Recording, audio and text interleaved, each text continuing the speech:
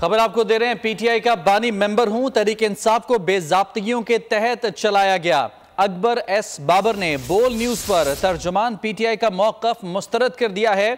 बोले कि मेंबरशिप से मुतालिक अदालती फैसले मौजूद हैं।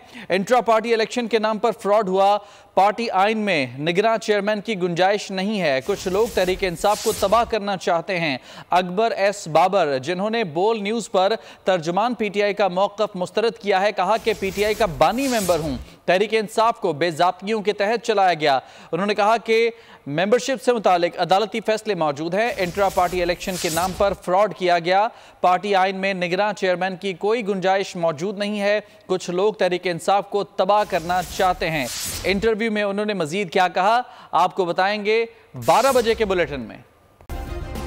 सब्सक्राइब करें और बेल दबाएं ताकि कोई खबर रह न जाए।